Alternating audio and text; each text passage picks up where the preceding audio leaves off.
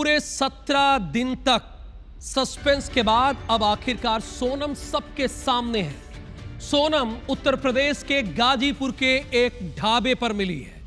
पति की हत्या के आरोप में सोनम को गिरफ्तार किया गया।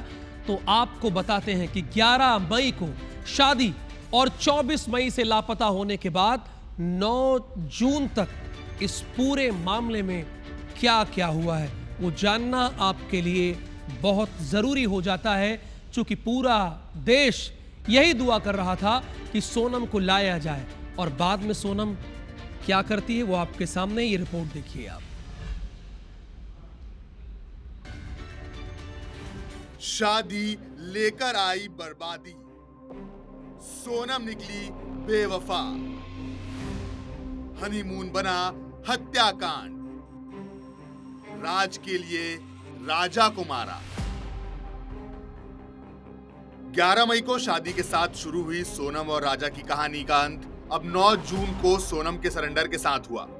लेकिन इस बीच बेगुनाह राजा ने अपनी जान गंवा दी। एक परिवार का बेटा उनसे छीन लिया गया। एक परिवार जहां अभी अभी शादी की शहनाई गूंजी थी, उस परिवार को अब जीवन भर का दुख मिल गया। तो सोनम के सरेंडर के साथ अब राजा रघुवंशी हत्याकांड का राज खुल गया है। पुलिस ने एक खुलासा किया है कि सोनम ने ही अपने बॉयफ्रेंड के साथ मिलकर 3 सुपारी किलर्स की मदद से हनीमून के दौरान राजा की हत्या करवा दी।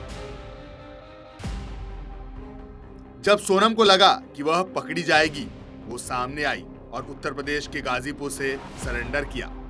तो इस पूरी वारदात की डेट बाय डेट टाइमलाइन आपको बताते हैं। पूरी कहानी 11 मई से शुरू होती है, जब राजा और सोनम की शादी हुई। शादी के बाद 20 मई को राजा और सोनम हनीमून पर मेघालय गए। पहले इन दोनों ने कामाख्या मंदिर में दर्शन किया। फिर 22 मई को दोनों शिलोंग में घूमने के लिए निकले। 23 मई को परिवार से सोनम और राजा की आखिरी बार बात हुई और फिर 24 मई को दंपति का परिवार से संपर्क टूट गया। 24 मई को परिवार से संपर्क टूटने के बाद लगातार राजा की खोजबीन शुरू हुई। सोनम और राजा केस में सस्पेंस का दौर शुरू हुआ। इस दौरान 27 मई को कैलाश विजयवर्गीय ने गृह मंत्री शाह को इस मामले की जानकारी दी। 27 मई को सर्चिंग के दौरान पहाड़ी पर गहरी खाई में 2 बैग मिले। 28 मई को इंदौर सांसद शिलोंग में पुलिस अधिकारियों से मिले। सर्चिंग लगातार जारी थी, लेकिन 29 मई को तेज बारिश के कारण सर्चिंग बंद कर दी गई। मामले में मोड़ तब आया जब 2 जून को राजा रघुवंशी का गहरी खाई में शव मिला। इसके बाद 3 जून को पोस्टमार्टम में खुलासा हुआ कि राजा की हत्या की गई है। 4 जून को राजा का शव इंदौर लाया गया, जहां राजा का अंतिम संस्कार किया गया। इसके बाद 5 जून को राजा और सोनम का सीसीटीवी फुटेज मिला, जहां होटल के अंदर सोनम और राजा दिखाई दे रहे हैं। 7 जून को घटना का एक और सीसीटीवी फुटेज भी सामने आया। यह फुटेज होटल के बाहर का था। अब आखिर में 9 जून को सोनम गाजीपुर के काशी ढाबे में रात को लगभग 1 बजे पाई गई।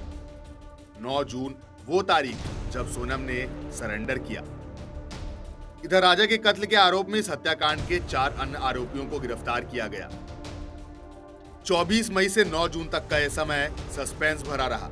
सबको ये लगता रहा कि राजा की हत्या के बाद सोनम को अगवा कर लिया गया है, लेकिन आखिरकार सोनम ही राजा की हत्या की आरोपी निकली। सोनम ने सुपारी देकर अपने बॉयफ्रेंड राज के साथ मिलकर इस पूरी घटना को अंजाम दिया। Bureau report, IBC 24।